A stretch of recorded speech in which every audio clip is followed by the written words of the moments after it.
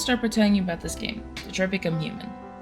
The game's page on Steam describes it as a world where moral dilemmas and difficult decisions can turn android slaves into world-changing revolutionaries. Discover what it means to be human from the perspective of an outsider and see the world through the eyes of a machine. It's a game where you play through the story from the perspective of 3 different android characters, Connor, Kara, and Marcus.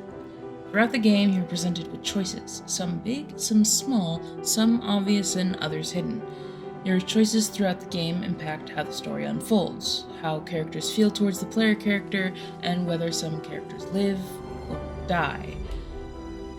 Needless to say, Detroit Become Human is a game where your choices as a player greatly impact the outcome of the game. At least at first. Now, that's not to say that your choices in Detroit Become Human mean nothing. Player choice greatly affects how situations resolve, and for Connor and Kara, what events occur, but player choices can never change the overall core idea of the game. If Connor is the brains and Kara is the heart, then Marcus represents the soul of the story. He represents the main ideas being told throughout the game and is one of the only characters in the game that remains static all throughout. But wait, if this game is about choices, actions, and consequences, then why does the most influential route in the game have nearly no choices at all? Well, that's because the game is not about choices at all. Detroit Become Human is a game about race, class, prejudice, inequality, and above all, the lack of freedom and autonomy. So why, in a game about lack of autonomy, give the player any autonomy, any influence at all? Well, to answer that question, we must first discuss the deeper implications of the stories told throughout the game. Why are Connor and Kara allowed to change throughout their journeys and Marcus isn't? Why are Connor and Kara allowed to die, their stories to end, and Marcus isn't? It's actually quite simple. Connor and Kara are allowed to make choices because their choices can only affect their own story, their own events, and their own ideas. Their choices can never change the greater story revolving around them, but never by them.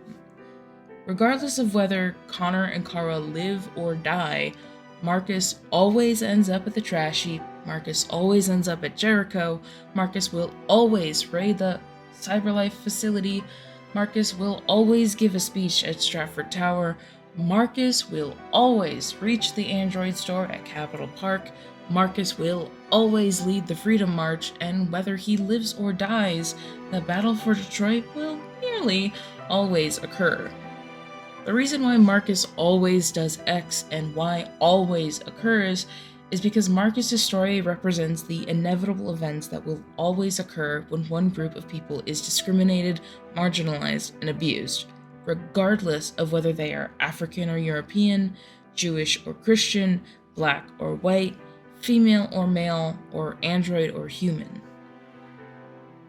The story that Detroit Become Human tells is not one of androids and independence, but rather a story of inequality and human rights, of the inevitability of consequence to these preconditioned ideologies. So why is this game about inevitabilities and inequality? Is the player allowed to make choices and allowed any autonomy at all? Because while Marcus and his story represent the core, inevitable events that occur in response to inequality and injustice, Connor and Kara and their stories act as the player's emotional connection to the central theme. Without Connor, there's no representation of how ideologies can change. Connor represents thoughts and empathy, the brain of the player. Through Connor and his choices, the player can see how different ideals, either fluid or static, can result in good or bad. Without Kara, there is no representation of emotion or connection. Kara represents the feelings and emotions, the heart of the player. Through Kara and her choices, the player can form connections with other characters in the game, both love and hate, both human and android, and see the consequences of other people's actions and opinions on themselves, both good and bad. The player is given autonomy because while the events in the game, the events that discrimination and inequality lead to are inevitable, our choices in response to those events can greatly affect the outcomes of those events.